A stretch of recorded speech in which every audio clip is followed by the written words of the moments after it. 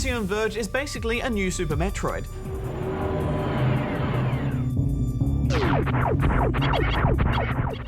No, Mr. Editor, that is actually Super Metroid. Try again.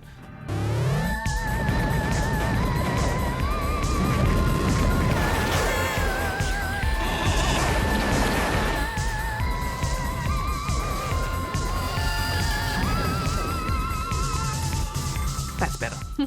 I was surprised to learn that this was made solely by one guy, Thomas Happ. He was the artist, programmer, writer, and musician all rolled into one mega developer. Yes, that's a multi-talent right there, but it also took him 5 years to make this game. It's the far future world of 2005. You play as Trace, a scientist who finds himself stuck in some strange alien world after an experiment goes wrong. Then you're thrown straight into this weird world with nothing but the shirt on your back and pants.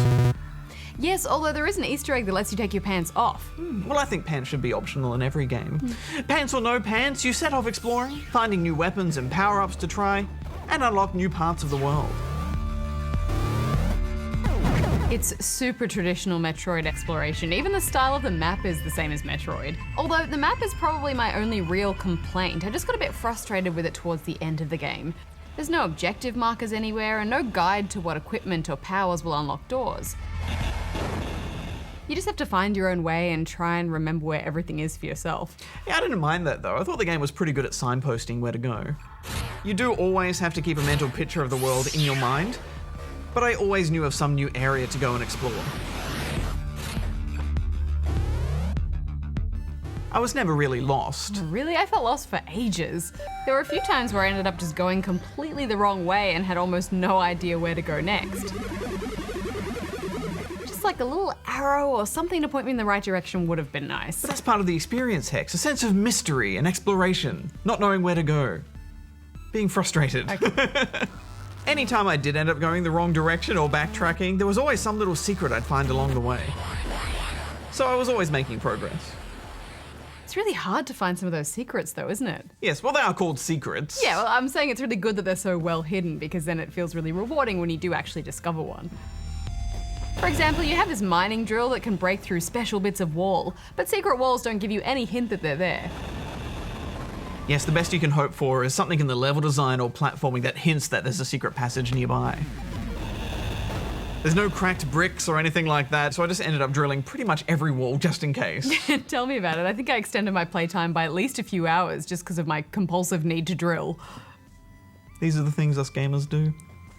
Even so, by the end of the game, my final stats showed that even though I explored over 90% of the map, I'd only found about 2/3 of the items.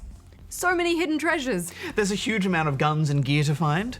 And while there are some really cool guns, I ended up only using a handful of them. Most just felt a bit useless. But a lot of the abilities you unlock are awesome. Teleports, grappling hooks, remote drones that look a bit like snarks from Half-Life. And you often have to combine them in interesting ways in order to reach new areas. So even when something looked unreachable, usually it just came down to thinking through it a little better. The Disruptor Gun is my favorite Hex because it basically lets you glitch out the game. It lets you access new areas and create platforms, and every enemy can be glitched out too. Yeah, it's a cool idea, and it's worth glitching out all of the enemies just to see what happens. It might make enemies spew out health or move really slowly, and sometimes they even reveal special secrets. Although it can just make some hard in a different way. What did you think of the story? Yeah, I quite liked it. To be honest, I don't feel like this kind of game needs a truly in-depth story. It just needs an interesting premise, and it's got that.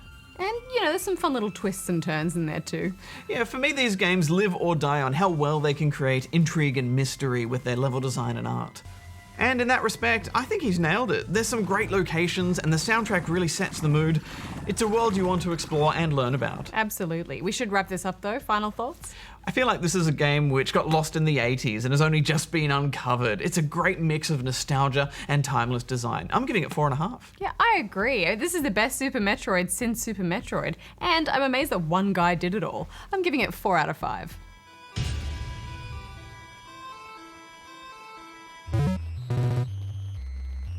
Well, I dare say now it's time for the news with Goose. Well,